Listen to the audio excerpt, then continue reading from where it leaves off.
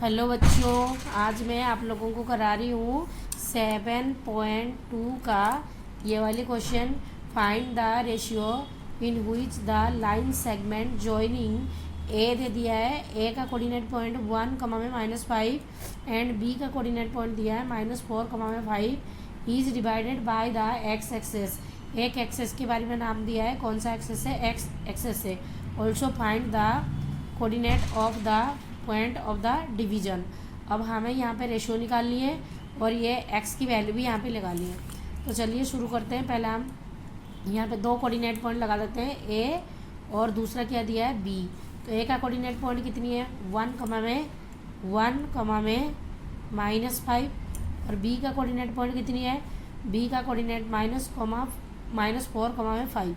और यहाँ पर पॉइंट दिया है जो कि एक्स एक्सिस में लाई कर रहा है। अगर एक्स एक्सिस के बारे में बताया गया है तो जो वाई वाला है वो क्या हो जाएगा, वो 0 हो जाएगा। और इस पॉइंट को मैंने पी दे दिया, ओके। और यहाँ पर ये दोनों कौन सी रेशियो में इंटरसेक्ट करें, यहाँ में निकालिए। तो मैंने लेट कर लिया, ये जो रेशियो है ये के रेशियो 1 है। ये दोनों जो पॉइंट है ये के रेशियो 1 में अपने आप को इंटरसेक्ट कर रहे हैं। तो सॉल्यूशन करेंगे, हमें के की वैल्यू निकालनी है और यहाँ पे एक्स की वैल्यू निकालनी है। फॉर्मूला डालते हैं। एक्स का फॉर्मूला क्या था, एक्स का फॉर्मूला होता है m1 x2 प्लस में क्या आएगा m2 x1 अपन में कितना आ जाएगा m1 प्लस में m2। और y का फॉर्मूला क्या होता है m1 y2 प्लस में m2 y1 अपन में क्या आ जाएगा m1 प्लस में m2। ये हमारी फॉर्मूला है। इस फॉर्मूला के हिसाब से सारे डिजिट हम डाल देंगे। तो यहाँ पे देखो x की वैल्यू तो कुछ नहीं है, तो x डालो इक्वल टू m1 के है हमारा और m2 1 है, ठीक है। तो हमने m1 की जगह के डाले और x2 कितनी है, x2 हमारा -4 है।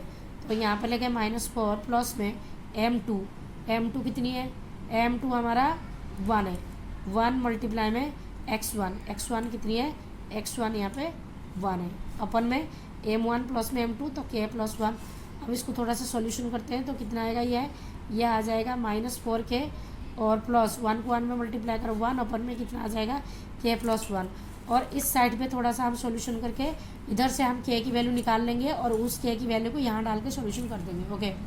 तो देखो y की वैल्यू यहाँ पर देखो x की वैल्यू x है तो y की वैल्यू कितना है यहाँ पे 0, तो यहाँ पे y की वैल्यू 0 डालो, ओके।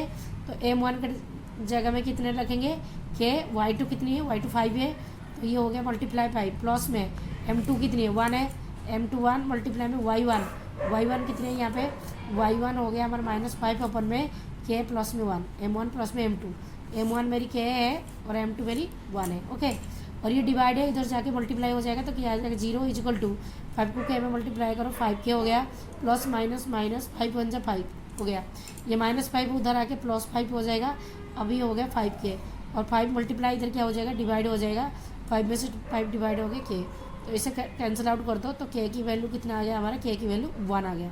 इस k की वैल्यू को हम इस साइड पर डालेंगे जहाँ पर k है वहाँ पर डालेंगे। तो देखिए 4 मल्टीप्लाई में k की वैल्यू कितने डालेंगे 1 प्लस 1 अपन में कितनी है k प्लस में 1, k की वैल्यू कितना आया 1, यहाँ पर भी 1 डालो 1 प्लस में 1। अब देखो ये कितने हो जाएगा, -4 में से 1 मल्टीप्लाई करो तो कितना आएगा -4 प्लस 1 अपन में 1 कितना आएगा 2, -4 में से 1 चले जाएंगे तो कितना आएगा -3, तो ये हो जाएगा -3 अपन में 2। तो अब मेरे पास यहाँ पर x की वैल्यू मेरी निकल गई कितनी है -3/2 है और रेशियो मेरी कितनी है k की वैल्यू कितनी 1 है, तो मेरी रेशियो कितना आएगा 1:1।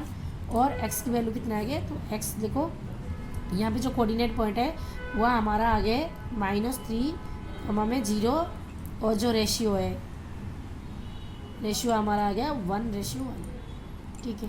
ये इसका आंसर है।